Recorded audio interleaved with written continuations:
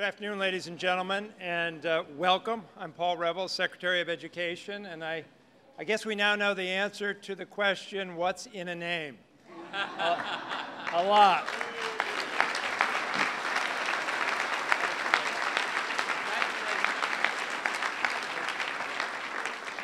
We want to thank all of you who are here, congratulate so many here who work so hard to make this day possible. In particular, I want to recognize some of our colleagues from the Board of Higher Education. Charlie Desmond, our chairman, is over here to the right. Lou Ricciardi, who is vice chair of the Board of Higher Education. Mitzi Beach is with us. Jim Coyle and Nancy Harrington, I believe, is with us. I also want to represent, there are a number of our colleagues in the legislature with us here today, led obviously by the Speaker, who will be commenting in a few moments, but Representative Katusian is also with us, and Senator Berry is with us as well today, and you'll be hearing from them in a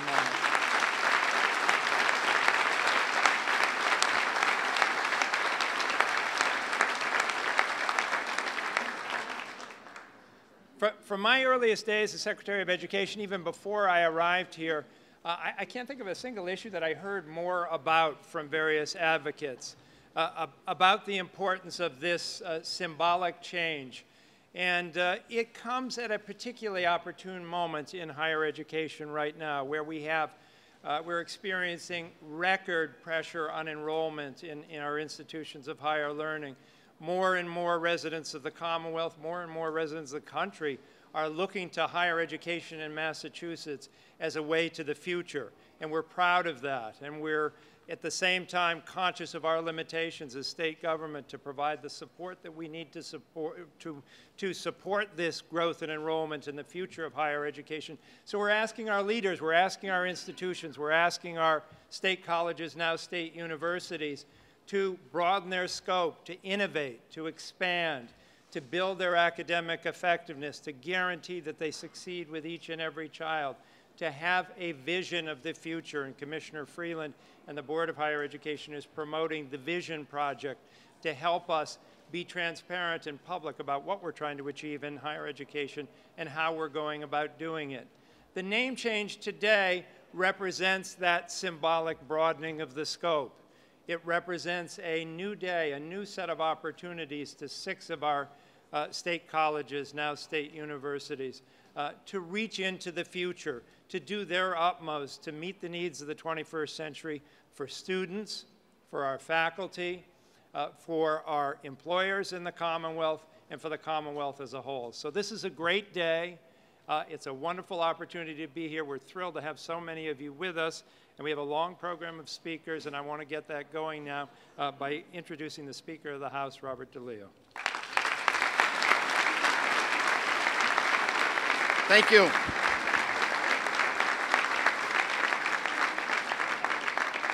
Thank you very much. First of all, I want to thank all of you for coming out in support of my expanded gaming legislation.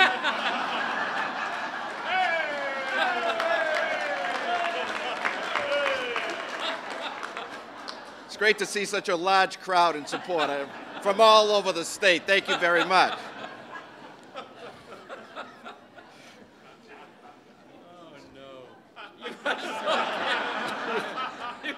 Hopefully, Governor, you heard that round of applause for that.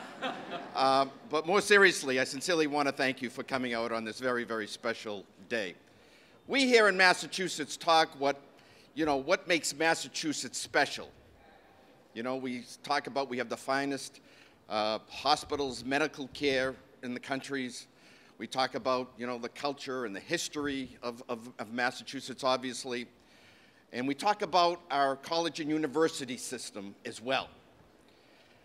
I think what we tend to forget, that part of that college and university system that we need to talk about a little bit more is our public institutions, our state colleges, our community colleges, and our UMass system.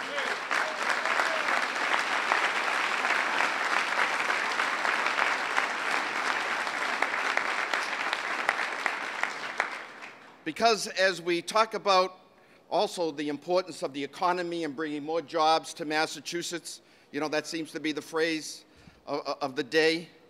what's more important than educating our children here at our state colleges and universities, because they're going to stay here, and they're going to get jobs here, and they're going to pay taxes here, raise families here. That's what it's all about. Now, I could talk to you, you know, as a proud father of a graduate of Framingham State University, I guess we could say. And when I look what he has accomplished, he's now going on for his master's degree, or he has his master's, now going on for his PhD. He travels around the world lecturing on healthcare policy and all these things that, of course, he's a lot brighter than I am, so he thinks.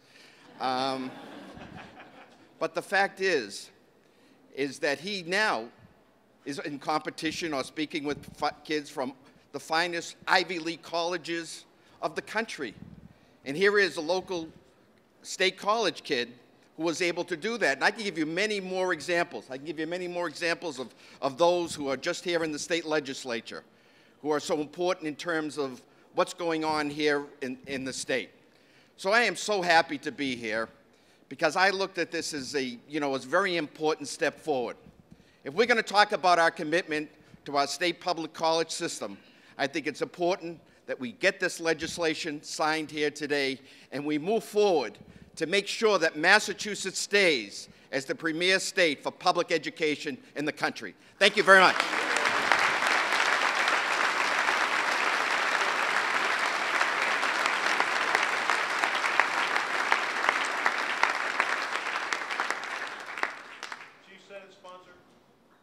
Chief Senate sponsor of the bill, Senator Fred Berry.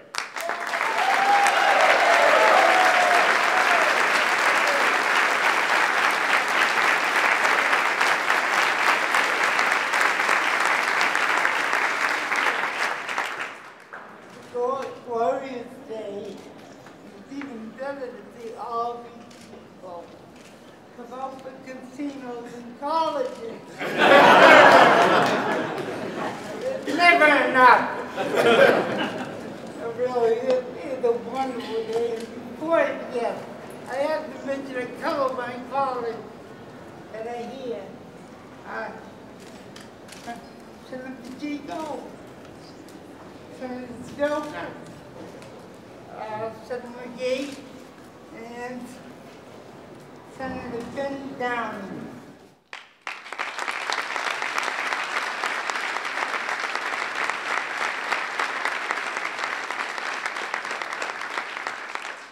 They all play significant roles in getting passed in the Senate.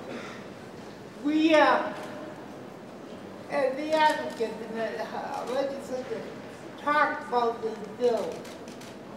We also talked about how state universities would be an economic engine. An economic engine with 6 different areas in the state. And that's what we're talking about. We're talking about educating a job force that stays in Massachusetts.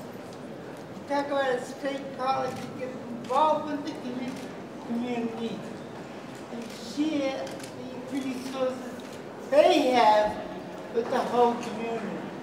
This is a win-win. When I talk about economics, just think about all the people that are going to have to get their resume reprinted.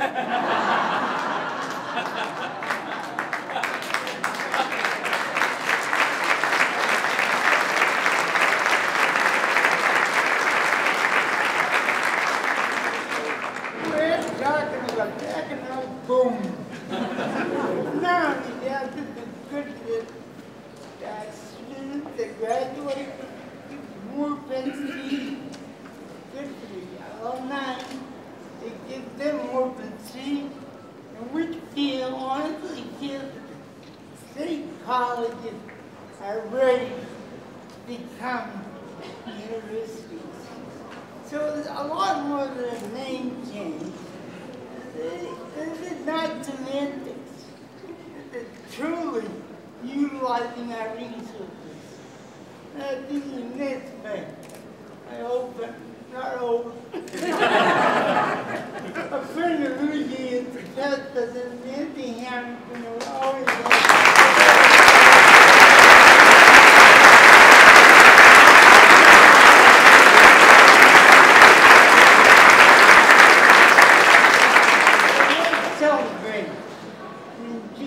day. Thank you.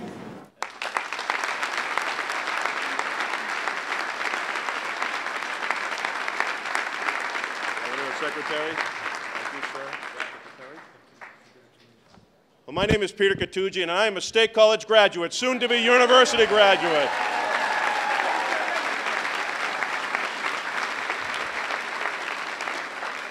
You know, every day I think it's a great day to have graduated or to be a student at our great state colleges, but isn't today an especially great day? I walked around, and even approaching this, I said I had a little extra bounce in my step. And part of that was because I graduated from Bridgewater State College. Now this...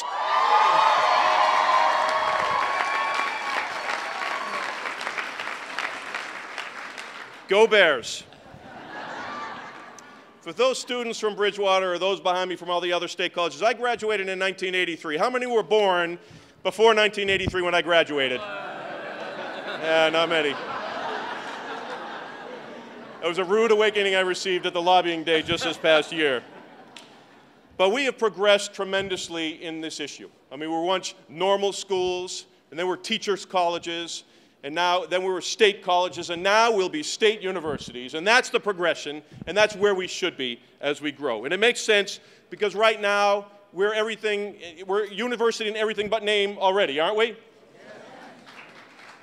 Now I'd like to thank Secretary Revel, because his vision, his drive, his push got us to this point. Without your support, Secretary, we wouldn't be here. So thank you, sir.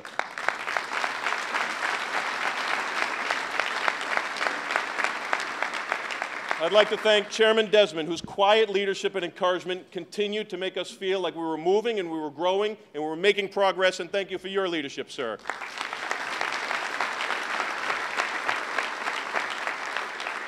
Now I'm going to thank all the college presidents, so let's hold our applause just till the end because there's a lot, and when we get to my legislators' friends, we'll do the same thing. There's a lot of us here too. But Presidents Meservey, President Flanagan, President Antonucci, President Ashley, President Dobell, President Sloan, President Grant, President Gernon, and my president, Dana Moller-Faria, thank you very much for your leadership.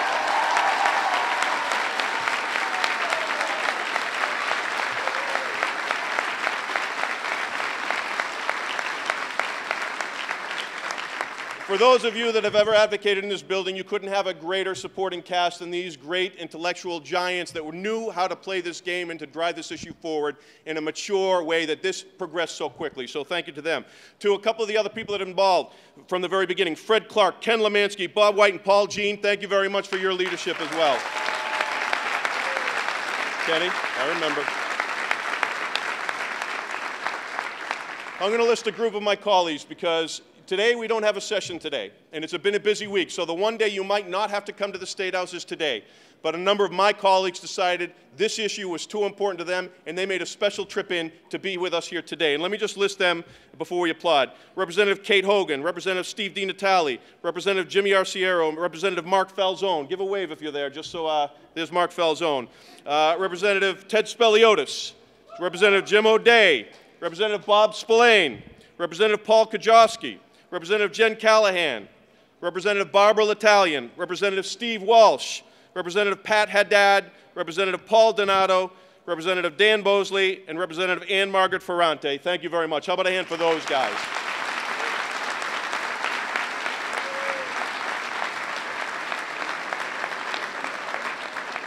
When we filed this bill before, we didn't get very far in the House of Representatives, but under a new speaker and a new chairman, Chairman David Turisi, this came out of committee with a favorable recommendation. David, thank you very much, Mr. Chairman.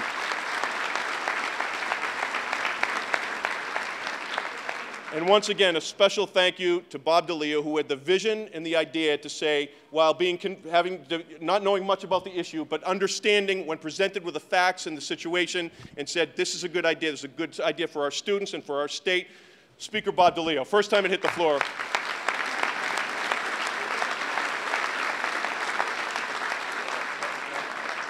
Chairman of Ways and Means, Charlie Murphy, I think is back there someplace, so thank you, Charlie, for your leadership on this. And, of course, our great Governor Deval Patrick that had the vision, again, to see this was going to be a great idea.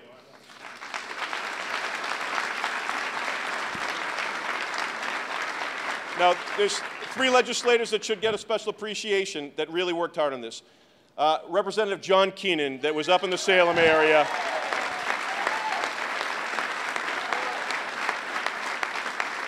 who really helped us drive this along with Senator Berry. So thank you, John, for your leadership. We've got Representative Jim Fagan. Jim Fagan, right there. Class of 1969. Who was born before 1969? All right.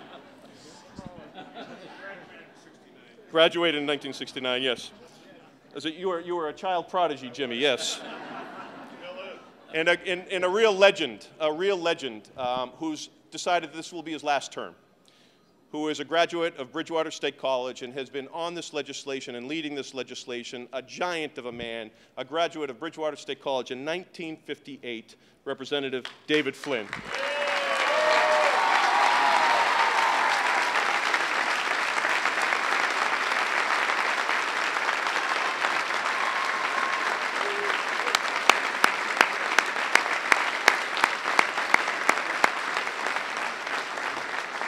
Well, we want to thank you very much for being here today and all the students that have come out. You're here about to witness the signing of this great and historic piece of legislation, which will allow 6 comprehensive state colleges to have their names changed. When I say it, how about a cheer? How do you like the sound of Fitchburg State University?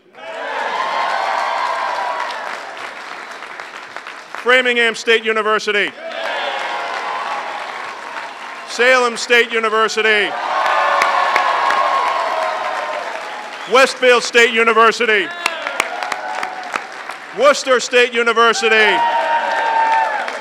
and Bridgewater State University. Doesn't it sound great? And 3 institutions who will not change their name but will have university status, who should be thanked. And let me just name them first: Mass College of Art and Design, Mass College of Liberal Arts, and Mass Maritime Academy.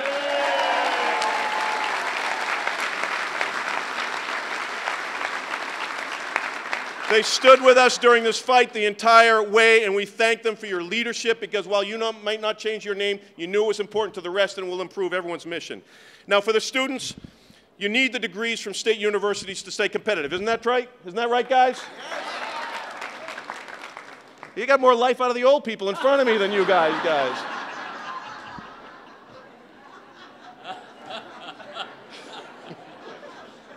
It'll enhance the value of your degrees up there for you to compete for better jobs and getting a better bang for your buck with an average state tuition of $6,800, saving you a lot of money over the private colleges and universities and even some of the public universities here in the state. For the students, it's a great deal. For the colleges, for many years, you have been at a disadvantage, providing a world-class education for students, but without the title. 45 out of 50 states allow their state colleges to be called universities, and we're in competition directly with Connecticut and New Hampshire on this very issue and losing some of our students. It'll allow us to recapture some of those 20% of students that are living in Massachusetts that are now going over the state line to attend an out-of-state university instead of choosing an in-state state college that they would otherwise have and save more money. It'll also re-energize the school's alumni. How many people are alumni here? Right? You see, kids, that's how it's done, by the way. It'll re-energize our alumni base. It'll draw additional development opportunities for private, individual, and corporate giving. And it'll also put state colleges in a better position to attract non-state funding, including private foundations and monies from the federal government, relieving the pressure on them and on the state to provide for the students. For the Commonwealth, it'll bring great benefit to our Commonwealth. We can make our schools more attractive to in-state prospective students so they can stay here to study. The chances of them remaining here after they graduate increases. Currently, 85% of students attending Mass state colleges right now remain in-state. And with this change, we will retain more and we will gain more from out of state to come here in Massachusetts, thus reversing some of the trend of population movement. And equally important, it will allow for the universities to be more aggressive in pursuing other sources of funding outside of the state government. Time and again, we ask our government and our institutions to think creatively about ways to do more with less, particularly this year. And here we have a great example. We have a bill that will pursue additional funding from private entities, attract more students, gain better recognition from the business community, and to re-engage our alumni. To put simply one word change, we'll do that and so much more. Thank you very much, and congratulations, everyone.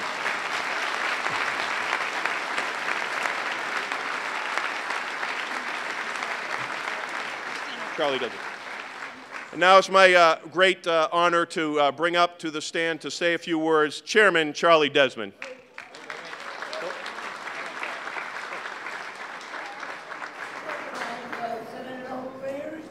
Senator Bob O'Leary is here as well.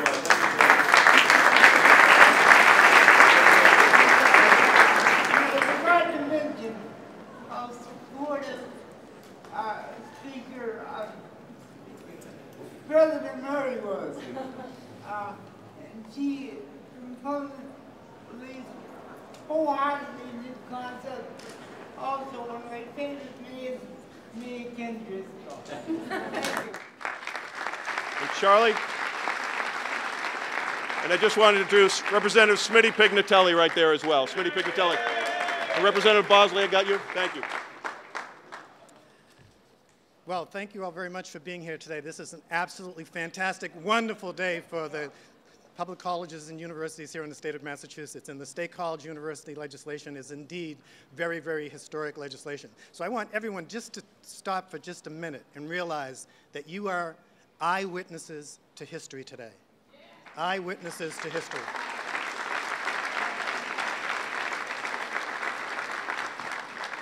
None of this would have been possible without the leadership of our Secretary, Paul Reville, who's been absolutely unbelievable in his leadership of the state system of higher education, but in particular his attention to the concerns and the needs of the higher education community, and it's a pleasure to work with Secretary Reville. Paul, thank you very much.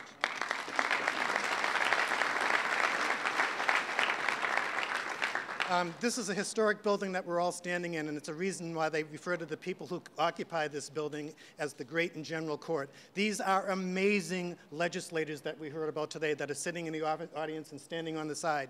These are people who are shaping the destiny of the world by the decisions that they're making every single day, and particularly with what they're doing for public education in Massachusetts. We are going to be the national leader in public education, and we've got the legislature behind us to make sure that that happens. So let's give them a rousing applause.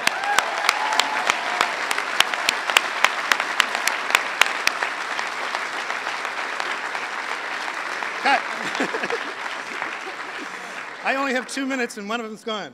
To our college presidents, to all of our faculty, to the people on the professional staff, the buildings and grounds people, the people who no one ever sees on our campuses. They are so proud and happy today because of this legislation that's getting ready to be signed. This is a wonderful day for public education in Massachusetts. Now, I heard just a minute ago loud applause, institution by institution, for the university system. I want to hear one voice for public education in the university system right now.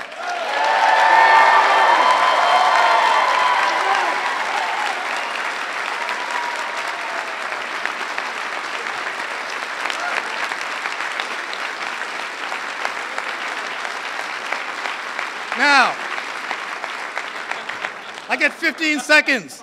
That's what I'm talking about. When we speak with one voice, we are incapable of not doing anything that we set our minds to. And our public colleges and universities are poised for greatness. It is coming, folks. Believe me when I tell you this. And leading into that, I'd like to now talk about the young man who's going to come up and speak. He's our student speaker, Eric Gerware. Greg Ware, excuse me. Sorry, Greg, I do know who you are. I'm a little nervous. I'm usually the quiet guy. But Greg is an outstanding student, former trustee, president of the Student Government Association, Fitchburg State. Presently interning in Washington, D.C., looking at education issues at the national level. He's been involved in virtually all the major issues that we've been concerned about. He speaks for students in the Commonwealth of Massachusetts, and he's an outstanding young man on top of all of that. So thank you very much, folks. Pleasure talking to you.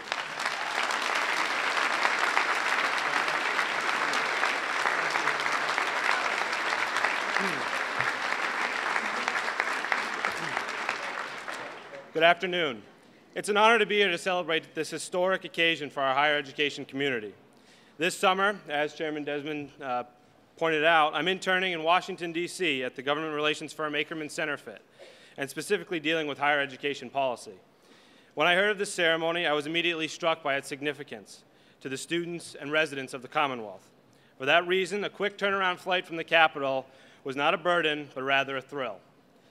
Students of the state university system will significantly benefit from this legislation, since it levels the playing field with our peers from across the country when we enter the job market and more accurately reflects who we really are as institutions, teaching universities. In Washington, I've witnessed this intense competition for jobs among recent graduates. We must remain cutting edge in our academic practices if our students are to remain competitive as we move into the future. This legislation represents a major step forward. At the same time, we need to preserve small class sizes, maintain quality faculty, promote strong faculty-student interactions, and most importantly, remain the most affordable four-year higher education opportunity in Massachusetts. As we seek to maintain that quality education in these challenging times, the name change will only enhance the tools our schools give to me and my peers. The majority of the students graduating from the state university system will remain in the Commonwealth, settle down and raise families, create new jobs through innovative small businesses, and continue to contribute to our communities. We are perhaps the most important investment this state can make in its future. On behalf of the students of the state university system, I would like to thank the presidents, the legislature, and the governor, as well as his administration, for their leadership on this legislation and for their continued support of public higher education. Thank you.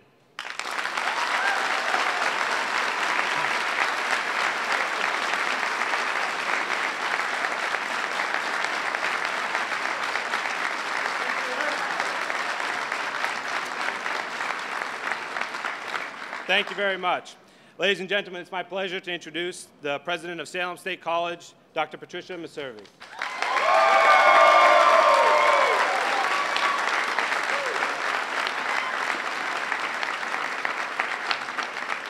Isn't Eric just a fabulous example of the product that comes from our state colleges, now state universities? Thank you, Eric. And Mom, I hope you're proud. I am just delighted to be here. I feel like I need somebody to pinch me to believe that this is really happening. It is just a wonderful occasion for us all to come together. And as you've been hearing from the previous speakers, there are so many people to thank because this really did involve a team effort across our universities, with our legislature, and with our governor and administration. I'd like to start by thanking my colleagues, the fellow university presidents, and if I could start with Admiral Richard Gurn from Massachusetts Maritime Academy, President Janelle Ashley from Worcester State University, President Kay Sloan from Massachusetts College of Art and Design, President Timothy Flanagan from Framingham State University, President Robert Antonucci from Fitchburg State University, and Dana Mogliafaria from Bridgewater State University. Thank you so much. You have been great colleagues. And representing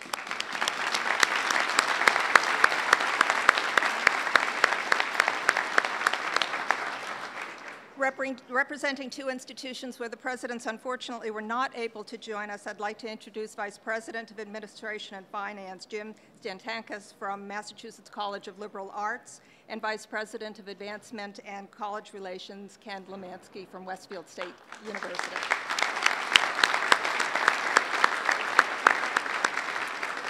A very important person behind the scenes, both the individual as well as the office, is our Office of the Council of Presidents, and I want to extend a very deep thanks to Fred Clark and his leadership.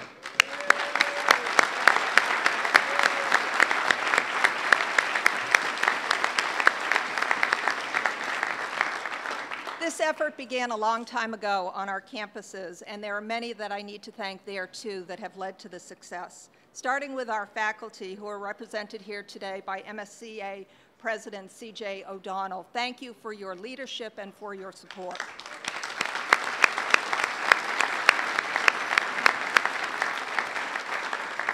Representing our administrators and staff, we have APA President Richard McDermott. Again, thank you for your support.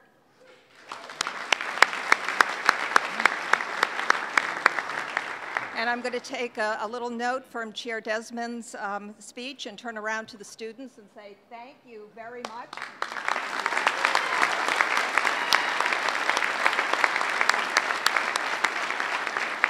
They worked very hard in talking to their representatives and senators here at the State House. Our alumni, many of you are in the audience, thank you for your support. And to the many friends that we have of our state universities and our state university system. The journey towards university status then brought us into this building and to our esteemed legislature. We thank many of them for their advocacy, their vision, and their leadership that secured this bill's passage. It really includes the entire Massachusetts legislature, but I'd like to highlight a few individuals. Certainly the two who sponsored the bill, my own Senate Majority Leader, Fred Berry. Thank you.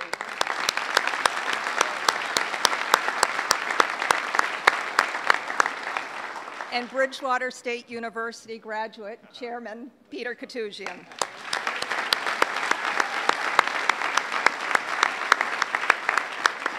The legislation needed to move through a number of different committees, and we are most appreciative of the support of the leadership of those committees. Chairman David Teresi and Chairman Ben Downing, thank you.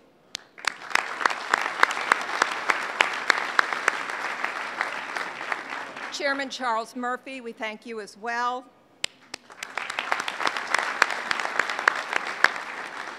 And two individuals that, because of their ties, I think, to our particular institutions of Bridgewater and Salem, I do thank Dean Flynn and Chairman Keenan very much for your support.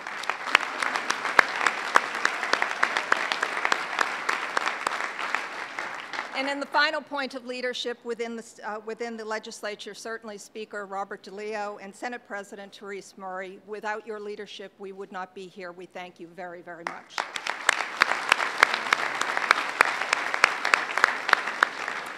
And now we come to today where the bill will be signed, and this has been propelled by the administration's encouragement, support, and commitment to this mission, to our achieving university status. And I extend my deep appreciation to Secretary Paul Reville on behalf of the college presidents, the university presidents. Commissioner Freeland, who worked very closely with us as we were developing our strategies. To the Massachusetts Board of Higher Education, particularly Chairman Charles Desmond, and I do need to recognize my predecessor, Dr. Nancy Harrington, President Emerita of Salem State College.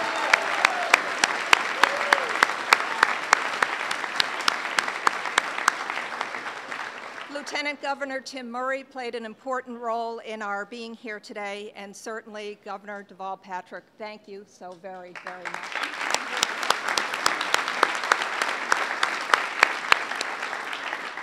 This is a long list of people, and you have all been an integral part of the long and rigorous process that has brought us here this afternoon. It's a process that creates within the Commonwealth of Massachusetts a comprehensive state university system. It gives me pleasure to relate to you what that new state university system means for the Commonwealth and for those who live and work here. As part of a Massachusetts state university system, we are joining 45 other states that have state university systems. We're becoming more competitive nationally and internationally in attracting students and faculty. In concert with the Commonwealth's research universities, we will be able to provide both in-state and out-of-state students with a broader spectrum of educational opportunities. Because our missions complement each other, together we will be able to recruit more students to our institutions, students who will likely remain in Massachusetts upon their graduation to become part of its workforce. With the state university system now in place, Massachusetts' 9 member institutions are in a better position to compete with their peer institutions for teaching faculty and students. And as state universities, we're afforded significantly more opportunities to obtain both federal and private funding. And what are the benefits to the Commonwealth? Because the legislature and the governor, in their infinite wisdom, have chosen to create a state university system in the Commonwealth, Massachusetts can expect at a minimum the following: an increased ability to recruit and retain a highly educated workforce, increased economic competitiveness with other states, particularly those that are along our border, increased industry sector growth, and alignment with regional workforce talent needs. Today is indeed a very great day. This accomplishment belongs to us all. Today we are the Massachusetts State University System. Thank you.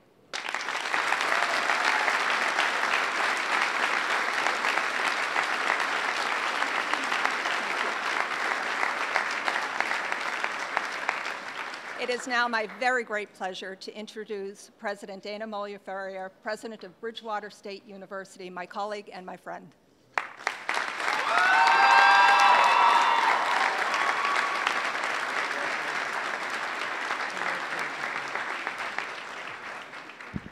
Thank you, President Reserve.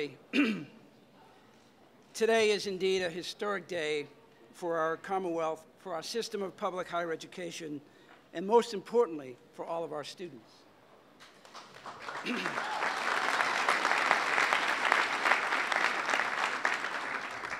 I know it's not politic in these kinds of occasions to single out an individual who has done incredible work. We all know that when things like this are accomplished, we generally are standing on somebody's shoulders. There's an individual here today who spent 50 years at Salem State College, now Salem State University, and was the champion for university status for the system. I would love for her to stand. President Emera, Dr. Nancy Harrington.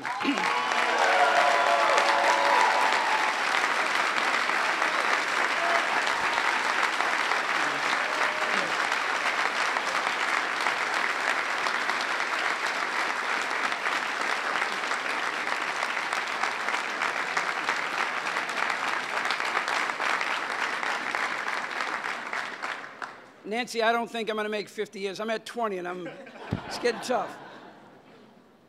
With today's signing, we enter a new era, one ever more responsive to the needs of the 21st century and integrally linked to quality and excellence.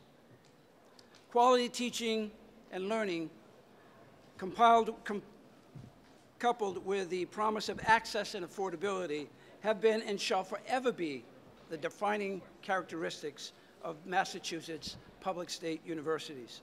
At each step of the journey, from normal schools to teachers' colleges, from teachers' colleges to comprehensive regional state colleges, and today, at long last, to state universities, the path ahead has needed bold leadership, an inspired vision, and perhaps most critical of all, courage. Members of the Massachusetts legislature who overwhelmingly supported the University Status Bill have demonstrated these qualities in spades. Over 50,000 students and their families, thank you. The hundreds of men and women who keep our institutions running, thank you. And our alumni, nearly 250,000 strong, thank you. This has truly been a banner year for public higher education in the Commonwealth. Our legislature, the Board of Higher Education, and the Patrick administration have, with bold vision and sound judgment, guided this system of public higher education to new frontiers with the dawning of a new state university system and the first public law school in the Commonwealth of Massachusetts. All of this in 1 year.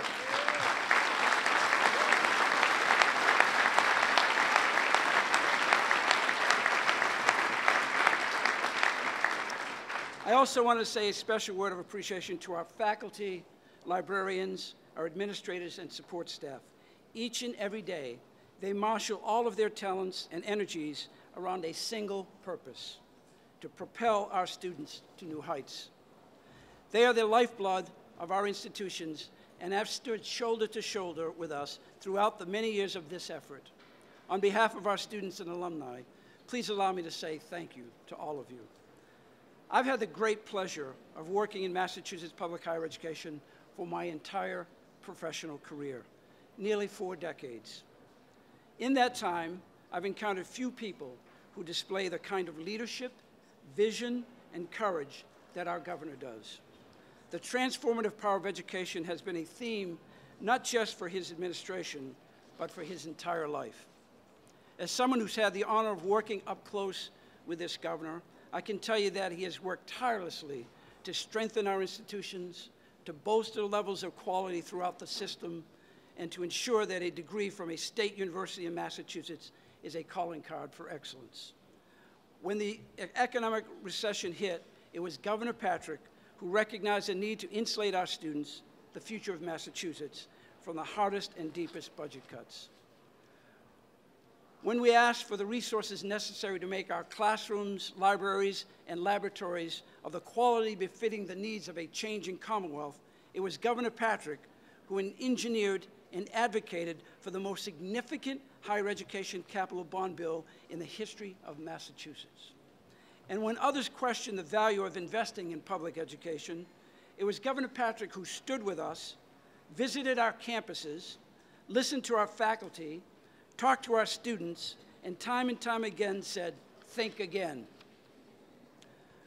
Though the quest by the state colleges to become state universities has endured for decades, it seems wholly fitting that its conclusion be made official by such a tremendous champion of public higher education.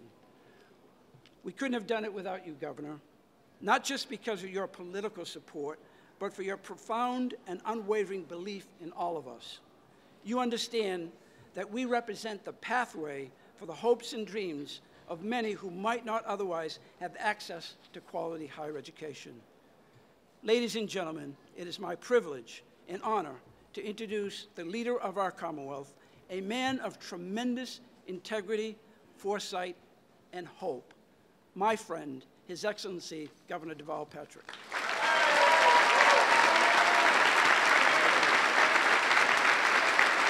Thank you.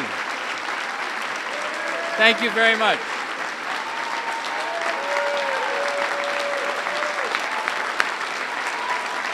Thank you.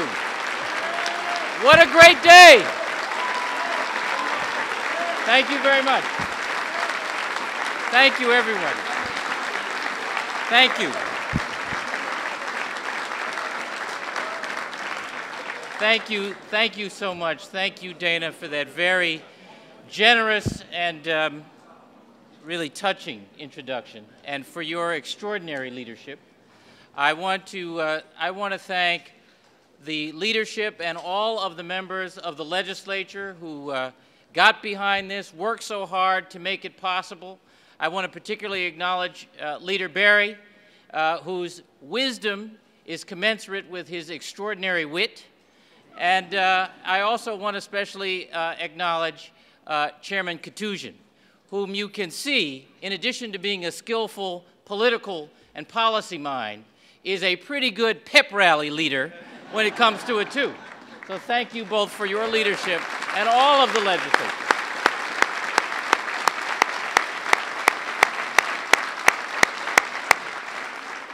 To all of the university presidents who are here, and the members of the faculty, to the secretary who has shown time and time again his effective leadership and his passion for public higher education and all of education here in the Commonwealth, to the board, Chairman Desmond, and all of your team, thank you all for being here. And we are here for one reason. One reason. You have earned this. You have earned it.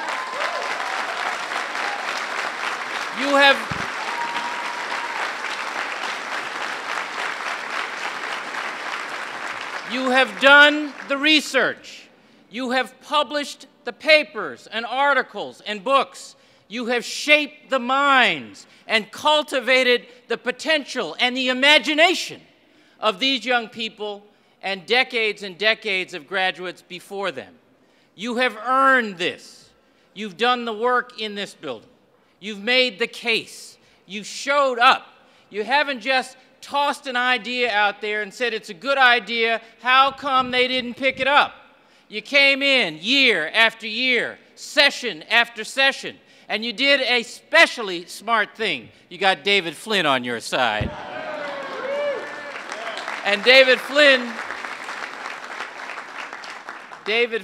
and all of these legislators know does not let go. And we are here in large part thanks to you, David, and thank you so much for being here. We appreciate you. Now, if we aren't careful, it will take as long to sign this bill as it did to get it passed. And so let's move over and do the deed. Come on over. Thank you all for being here.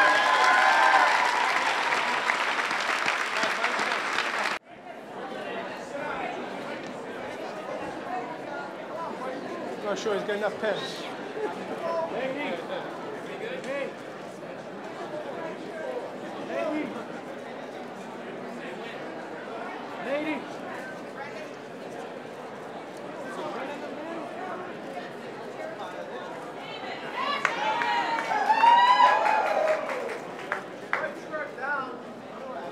I think the senator snuck in the casino bill.